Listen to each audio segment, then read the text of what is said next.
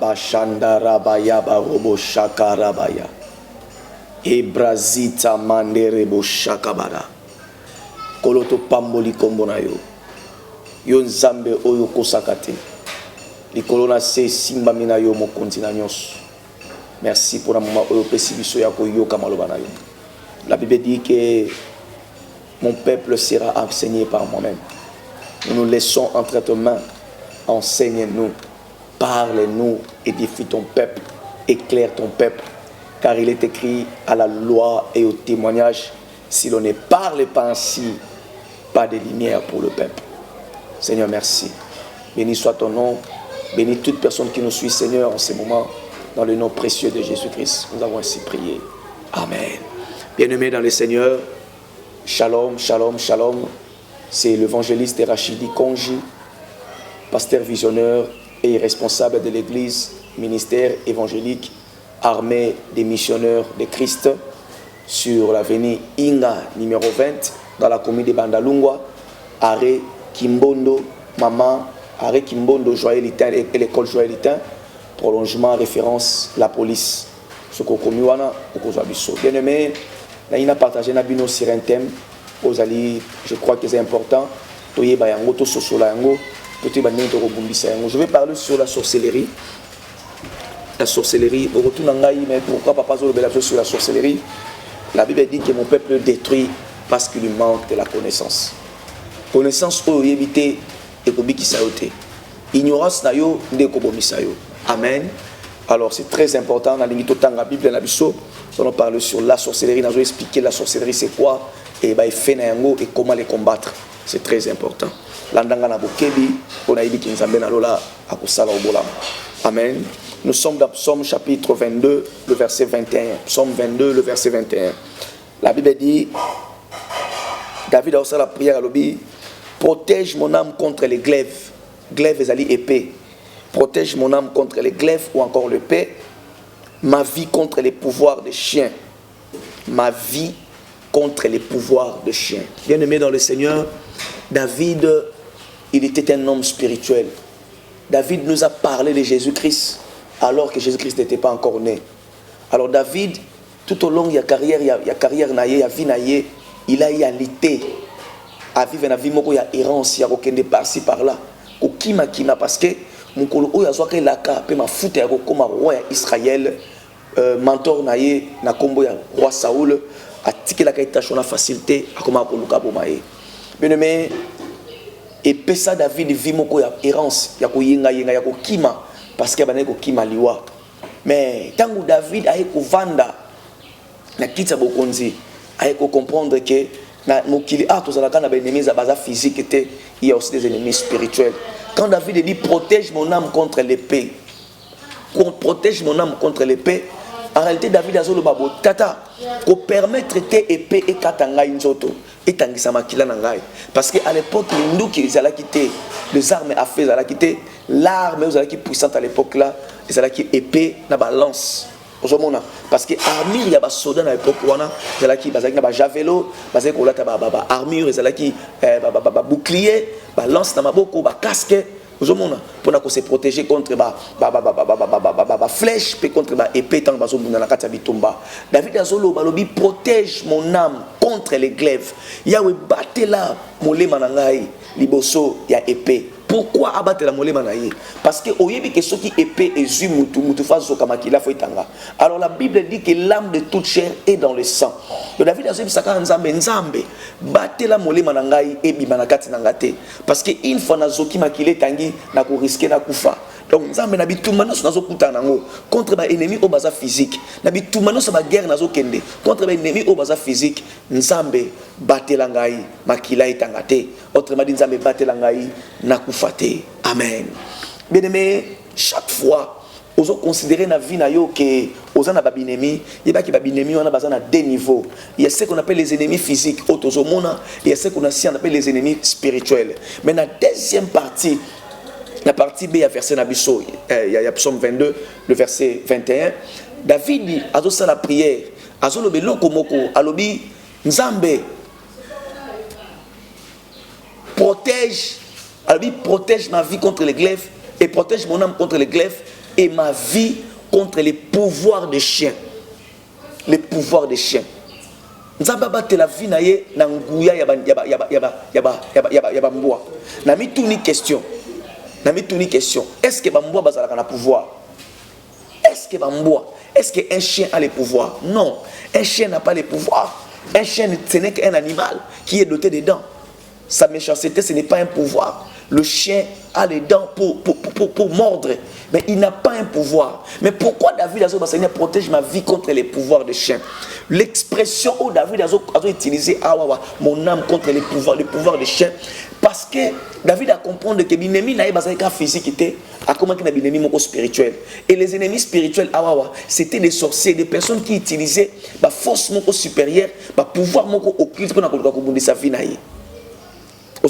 Alors, Mboa a considéré comme symbole de Mboa dans la spiritualité. Un chien, c'est un sorcier. Pourquoi? Parce que le chien, il est très méchant. La méchanceté des chiens, il y a un esprit sakaye, et je peux cette image d'Andoki. Parce qu'un sorcier, c'est un méchant. Celui qui est méchant, c'est quelqu'un qui est sorcier. La méchanceté, c'est un apanage, ou encore bien, il y a Andoki. Dans le monde des ténèbres, les mots amnistie, pardon, miséricorde, ezalakate.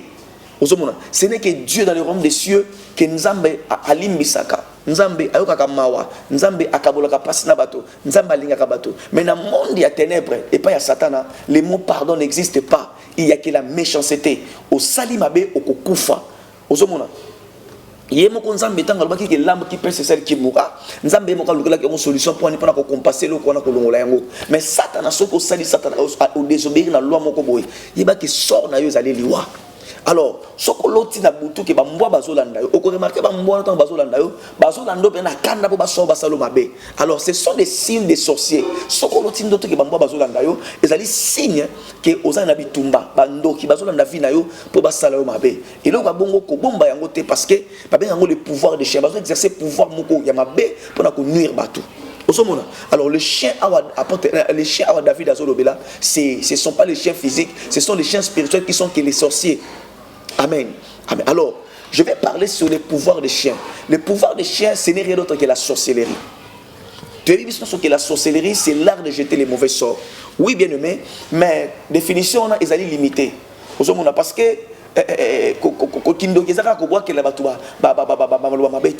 la sorcellerie, c'est l'ensemble de toutes pratiques, de toutes mauvaises pratiques qui a pour objectif de nuire la vie des uns et des autres.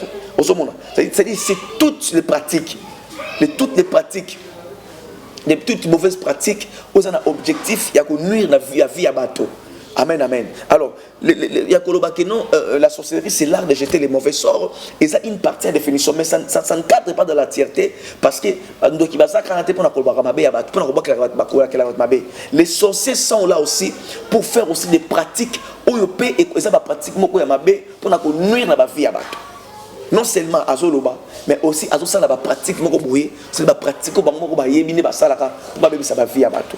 Alors, deuxièmement, cause il y a des trucs qui ndoki zakanini ozomona muta komi ndoki wana kindoki muta zui ezaka na cause moko cause dans vani na dénominateur moko comme bengi la méchanceté qui mutema mabe. Donc azomona muta zo prospérer, azomona muta zo vivre bien et salie mutema mabe wana et comme kotinda aluka mabe ya mutu wana aluka mutana sala mabe soki mutana akomi na mbongo ebele ki mutema mabe wana et ko pousser ye abundisa mutana po mbongo ne salini et kauka mutuana sana bana na malam bafana bana mobali kata foyer na akoluka kana ki mutema mabe akende koluka abebisa vie ya couple wana abebisa vie ya bana wana pour nini pour couple wana to foyer wana et beba. C'est ça ce qu'on appelle la méchanceté. Donc la sorcellerie est basée sur un dénominateur commun qu'on appelle la méchanceté. Il y a un alba qui n'a bien que dans le monde à Molili, les mots pardon n'existent pas. Ils utilisent que la méchanceté. Donc dans la sorcellerie, il y a que la méchanceté. Quand tu dis que mon thème il y a que ça là tout c'est ça la cause de la sorcellerie. Alors, monde d'action. La sorcellerie bandoki bazana ba monde bisika oyo bango basalaka makamna bango.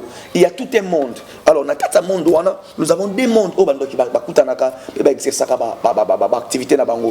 Premier monde ezali les royaumes des ténèbres. Les royaumes des ténèbres ezali esika oyo Satan a exerçaka règne na ye. C'est là où autosomona règne à Satan et dominé. Est-ce que Satan a dit pourquoi les royaumes des ténèbres? On dit les royaumes des ténèbres comme on dit les royaumes des cieux. Ça veut dire dans ces royaumes il y a toute une organisation, il y a un gouvernement qui dirige ces peuples, ces royaumes-là, et il y a aussi le peuple qui sont dirigés par les autorités Yamboka wana. C'est-à-dire que le monde des ténèbres est bien organisé, comme les royaumes des cieux est organisé. Il y a Dieu, il y a les anges, il y a toute une hiérarchie des saints. Il y a aussi dans le ténèbres, les royaumes des ténèbres, il y a aussi les diables et un gouvernement et les gens qui sont en train de diriger.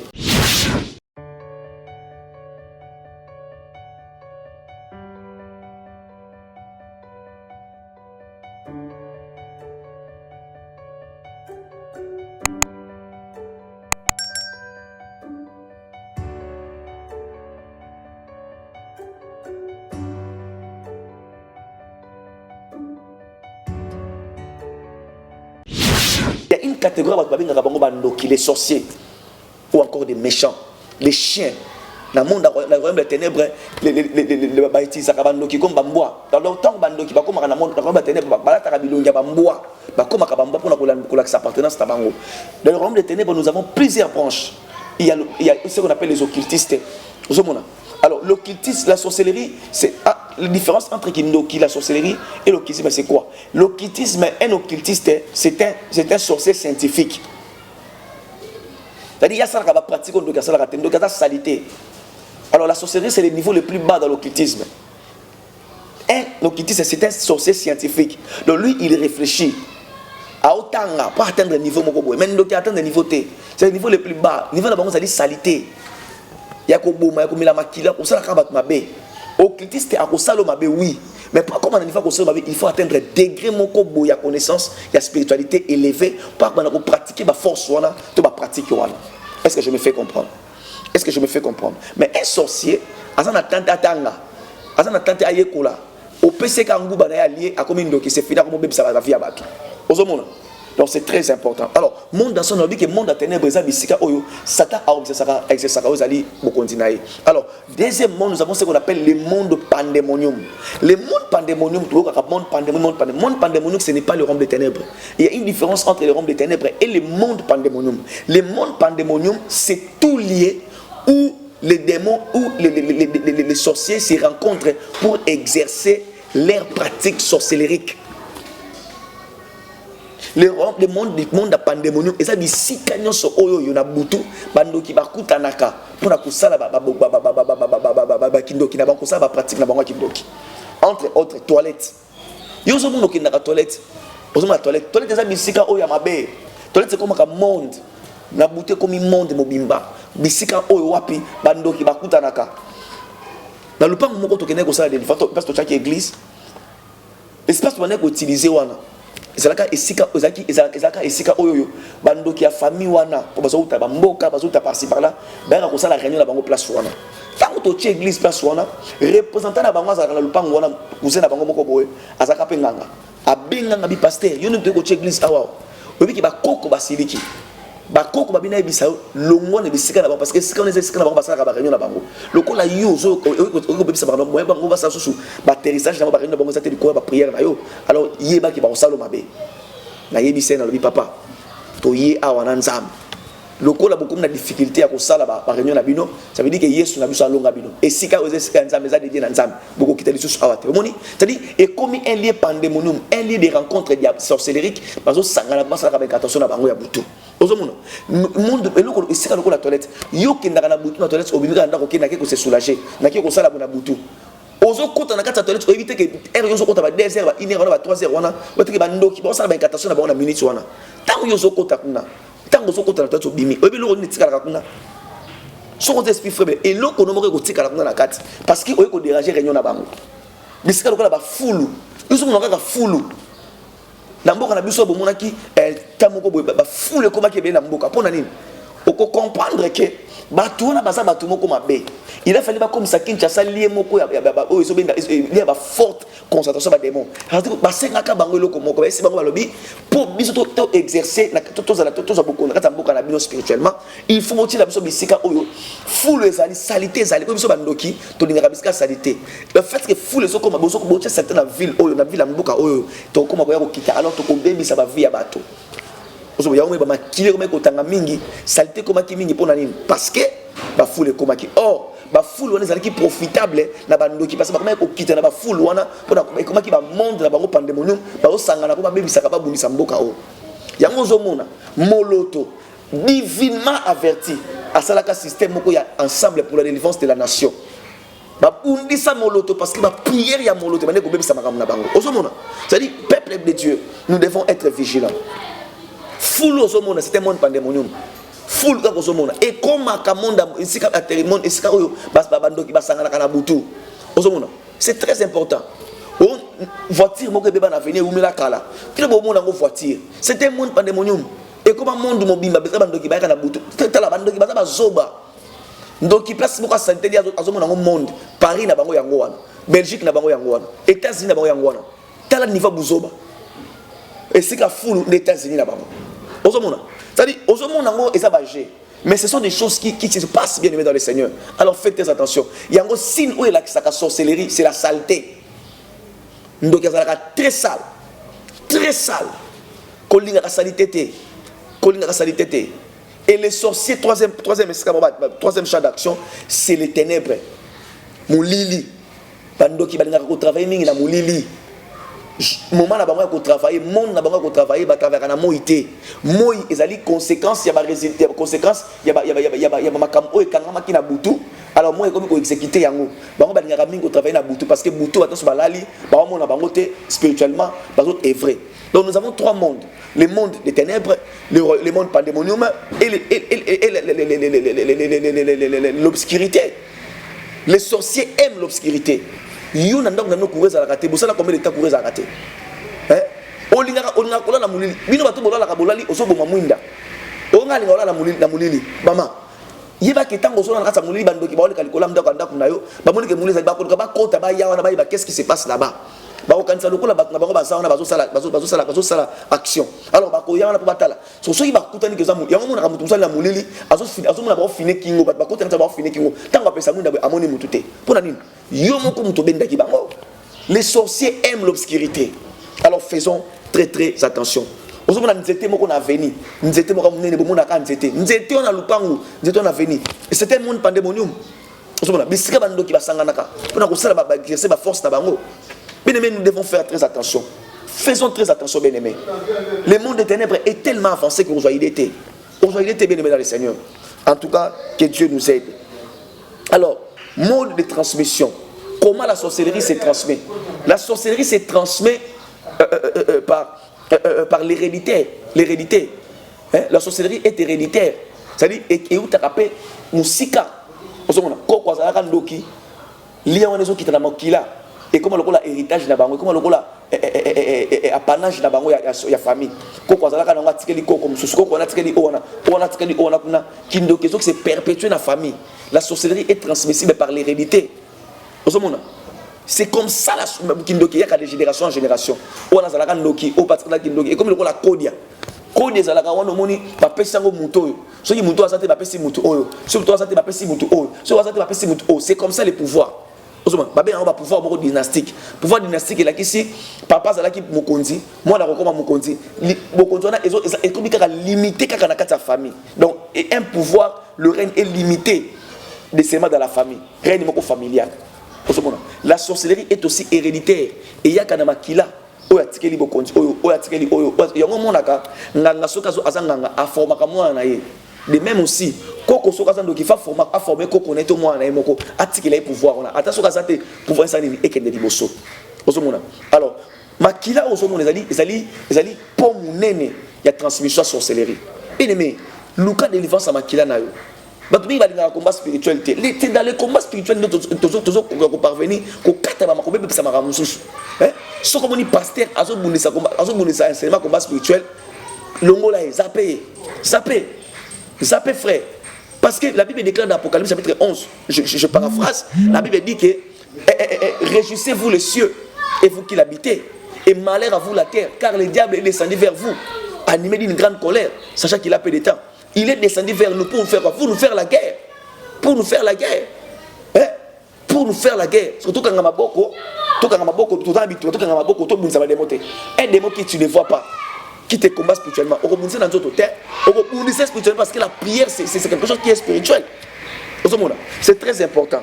Alors, tu vois que non, la transmission, l'hérédité, les moyens transmissibles, c'est aussi l'hérédité par le sang. C'est très important. Deuxièmement, par la foi contractée. La foi contractée, ça veut dire quoi? Et la manne est pour la tiango. Et puis aussi qui ndoki. Bino bana basi bolata na kaba sous-vêtement. Bolata na kaba soutien. Maman, soutien oyo lata wana. Soki muninga olati soutien na yala. Bino soutien muto sana kindoki. Et la manne yala ti sous-vêtement na yala ataki yo lati yango. Et la manne ye ekokanga vi na yo. Yango so ba tete belo ba fi so progresser pourquoi parce que ba comment ba sorcier inconscient, ba sorcière inconsciente sans le savoir. Ozomona. Biloko zolia. Biloko yozolia. Est-ce que Kindoki peut se transmettre à Biloko? Kindoki. Et se transmettre à Biloko. C'est très important. Kindoki se transmettre à Biloko. C'est très très important. Alors, fouillez Biloko moko. Biloko mutakoui kolia. Et Kindoki peut se transmettre et place wana. Alors, il faut faire très attention. Kindoki peut kota. Bon, l'autre c'est la maman d'Andoki. Et Zuyo. Comment on appelle ça? Comment on appelle ça aussi? Comment on appelle ça? Biloko kolia. Alors il faut faire très très attention. Il faut faire très très attention. C'est très important. Alors, troisième, le sort de la sorcellerie. Nous avons deux sortes de la sorcellerie. Nous avons la sorcellerie inconsciente et la sorcellerie consciente. Sorcellerie inconsciente, ils sorcellerie au muta éviter kazana kindoki. Alors ça la makambu sans savoir makambo sala. C'est-à-dire qu'ils ont influence pour exercer les colons pour ça la makambu mais ils ont maîtrisé en côté. Amen. Alors la sorcellerie consciente, c'est-à-dire qu'ils ont conscience nango comme que ça la makambu la volonté na nenga mabe. Alors c'est très très important. C'est très très important. Amen, amen. Amen, amen. Bien aimé l'andangai, pour comprendre. Alors, pour les personnes, M. Zali, comment ndenge kindoki kotaka mutu? Comment kindoki vanda na nzoto ya mutu? Bien aimé dans le Seigneur. Oba pesi mutu na kindoki. Moi na pesa kindoki. Mais kindoki vanda ekotaka ndenge nini? Omoni bandoki de bazaka ba benga bango ba cannibales. Les sorciers sont des cannibales. Cannibales zali bato baliaka bato. Soko landi film ya dessin animé ya Kirikou. Okomona tangu Kirikou a libéré bato. Na suka tangu a libéré ba papa na bango ba neve na bango ba ye. Tangu Kirikou a na Karaba la sorcière. A présenté bango a présenté dans le village. Vous remarquez nini? Bato ba boyaki. Balobi que non. A cause na biso te parce que aboma ba papa na biso, aboma ba bimba na biso ba ndeko na biso akufa. Ba kufa likolo na ye. Yemta lia bango. Mais koko ya Kirikou ayaki likolo ya nini ya tipoi. Ba memi bazo ya na ye na bato ba beta ba nini ba mbunda bazo yemba bobo makaraba mais ya zo yemba azo yeta ba mbunda ta bata ba bi oh ba beti misiki koko na isi ba on a bi que non bondi makiriku karaba azalaki ndoki maza so na pouvoir wana te batu o bazali komona o bozo bazali ko lia karaba na ko lia batu te abalende ko transformer bango na ba objet moko obéissant. Donc les sorciers baliaka mutu na mobimba boité. Un sorcier a transformé Kamutu. A koko comme c'est un tabac, a koko comme c'est un lipa, a koko comme c'est un soso, libata, pigeon, et puis balambier, ainsi va consommer. Vous savez, c'est-à-dire, il y a un homme qui a dit que beaucoup de gens comme ça qui un tabac. Vous savez, et comment quand nini? Comment kindoki kotaka? Ce qui n'a pas de n'a pas ça kindoki. Qu'est-ce que je vais faire? Ce qui n'a pas par exemple dans Ngouba, n'a kotanga un esprit na yo biloko ou ba plat préféré na yo. Et le connu linga mingi ya kolia na kotanga nga partir esprit nanga à partir esprit parce que je suis sorcier na ibi na zota tanga makanisi na yo osomona tant na tanga na ibi que non ingénieur Yves Koko ndenga tana alinga mingi kolia soso. Alors soso wana na zunguba tant na zunguba ngadoki na zuna envoûté yango tant na envoûté yango la mandication envoûté et le kolia ba envoûté ba kotsongo ba envoûtement na bango. Alors na koloba ni na koloba na côté si kindoki na kata eloko soki ka il va lier nguba o akoyoka ngona guya nini ya soso soki ka ko na guya soso tango ko kota ima maka soki kindoki bani ko loba ndango liango okoyiba te ke za kindoki tango ko liango kindoki ko kota yo okoma mutu na biso na ko zwa yo okoma camarade dangai na bani ko loba mabe na kata eloko wana tango na ko pesa yango yo olie tango na peso yango pesa nguba lobi lo koso za lo koso oliko mutali eloko te osinga nguba tango na peso nguba tango singubo tshila munoko nao tango bandi ko tafuna nguba wana ole oyoka nguba na guya nguba okoyoka ngo na guya soso yo peso su zoba ke tu es okoloba nini nguba okitoko gwa ya kuisi donc gwa soso tango lobi kaka kina yoki ngo na gwa soso ça veut dire que objectif na ye et s'atteindre et kokisami lokolo yoki ngo na gwa soso ça veut dire que kindoki koti mais soki olie nguba wana malgré tout ba mfutaki yango oyoka na gwa société c'est que kindoki raté quotité yango na bana mingi ba pesa bango kindoki ba luka ba pesa bango kindoki côté pona nini bana wana ba lia biloko wana ba confesser yango la Bible dit c'est en croyant du cœur et en confessant par la bouche qu'on parvient au salut donc c'est en confessant kindoki en confessant eloko ba lesio d'après mission yango tango confesser yango nde ondimi yango alors kindoki vandi il y en a toutes nos questions eloko ni no lia biscuit ni no lia oyoka na gwa ngombe nguba nini olia oyoka ngona guya lipia ya ntaba eloko nini olia lipa nini oyolia oyoka ngona gwa ya libata osomona tellement bat balingaka misuni mingi bandoki ba itiza keloko na pona kosala nini pona ko atteindre bato ba o mona mdoto na plat préféré za nini koyebisa ete pas préféré nini ya fuati yebisa papa mama ongo sala ngoni diable a ko utiliser eloko olingaka mingi pas détruire yo. C'est très important. Alors, il faut être vigilant. Très, très vigilant. C'est très important. Donc, il faut que bongo ba pesio eloko, ba biso eloko ane komi soso. Tango yo le yango confesser que loko go soso ndeki ndoke koti ovandi yango komona siko na butu, muntu aso ya ko luko na butu, aso ya ko benga komona butu yango na ba benga par exemple Sylvain Moulanda. Bima yaka olal ba ke pesa nguba nanga akoba pesa nga soso na ngai parce que tango lia ke loko wana okaki ona gwa soso donc soso yo lia ki wana nde fo futa loko la olia ke loko ne kota ki yo esprit de komi faible komi da dominer yango na kamuta babimi esprit na am na to esprit na ba ke nango akeko loka na dimension na ki ndokezali sorcellerie inconsciente parce que abanyango sika osomona c'est très important tika nzambe na lola apambola biso alors ba arme ya bandoki. Les diables utilisent, les sorciers utilisent n'importe quelle arme pour détruire le monde. Ozomona lipapa oza mundo ki pona bandoki yo ebite lipapa okakosomona lipapa ko utiliser on peut comme mundo ki bandika kaka o ndike koza ba masasi ba boakelo bombe ba boakelo pe kufi jomoko bomona ka awa jomoko ndoki awa bana ba kote ba soda abunana ba soda ba bunana yena bandika ba soda ba kufa lokola ba mbinjo na kata lokola ba matiti. Osomona ba kufa pona nini ba arme za minduki kombo osomona mona mtasimi kongo omona papa poni ba chef kuti ba sima ba kombo omona pa o de papa onini o chasse mouche te munduki mo bimaso atonga ka taya OK so ko tuna papa charger ezala wapi et ça instrument oiseau utilisé par ça la ngomba mutu mabe c'est ça qu'on appelle la méchanceté dans le monde de ténèbres tout est permis et le cognon se utiliser pour nuire mutu osomona omona ka mai oyo osomona ko za lepe comme lui ba na butu ba zo esprit na yo ba niso yo muka ba niso kata mai cop ba te ko contre na kata cop comme ba arme eza ebele osomona ba arme eza ebele yo osomona mutu asimbi catch bona na atimba ndoki asimbi catch acha na litobo yo kanti ka osabaje azo téléphoner catch comme téléphone mi sapi mtosa la boy yo ka sakozo compter a compter te azo pesa ba signal azo téléphoner ça ba catation na osomona ba arme eza belé osomona omona ndoki azo tracer ligne a tracer ligne ba mama yo omona ba accident mingi esali makana ba moyi za ka ba conséquence ya makambo eleka ki na butu tango zo bimana tongo sambela bandoki arme pe ya makasa li malo bandoki ba loka kana maloba azolo ba maloba so ça ba catastrophe bina ba pratique on a ndespe sa force chaque sorcier a un pouvoir puis a un démon au ba travailler na ye soki na kata ndako na yo donc azali donc azali méchanceté l'art de la méchanceté au moment makambo simbate parce que ba ko travailler makambo so ba mo loba yo robongate soki bazo binela esprit na bazo binela ngo soki na kati ndako bozana ndoki bien aimé bozana kati pasi parce que yé a été pas bikisa a été pas bikisa. Les sorciers ont la mission de détruire. C'est pourquoi la Bible dit que les voleurs ne viennent que pour dérober, égorger et détruire. C'est ça leur mission. Alors il faut faire très attention. Beaucoup de prières et être fait. C'est pourquoi la Bible dit soyez prudents comme les serpents, vigilants comme la colombe.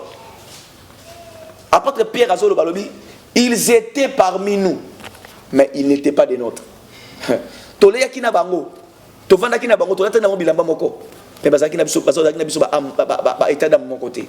Yango, muto ça pembe na fo luko ye baye. Muto ça pembe na fo luko ye baye bien aimé. Azanani. Kota na miroir ozali miroir ka losambo. Luka oye ba muto na zanani. Yo ya maka batu no so ndako na zo ya mabon. O kota na infiltré. O kota infiltré espion. Na opexo te ge obenga na ndako na non. Mutaina ndako na afanya ndako no tuna na nzambe na yamba mutu wana. So kabina o yamba ye. Ozomona. Abraham a yamba ba visiteur ba ange. Yo ba no se mananda ba ba ange. Keba surtout ba maman ya bébé bozo la ndangai. Yo mama bébé mobimba opesa ka mona mutu nyoso. Moi mutu yo tala osimo no pesi. Oya ko pesa ba ko tala soyez prudent frère. Yo on a dinga ba logique ba papa. Les papas ont des logiques très précieux, très précieuses. On a montré la Jacob. Moi c'est Rachel la boti moi. Na kata pasi.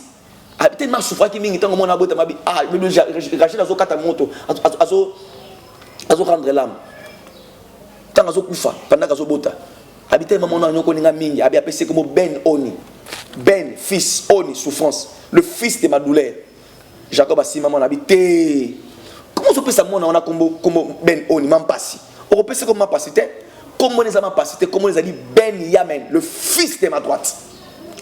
Les parents, les papas soyez vigilants. Hein? Maman finit moi dans le malobé. Yo okufa. Papa zawana. Boya maloba wana. Maman papa finit moi yo mama tout maman zawana.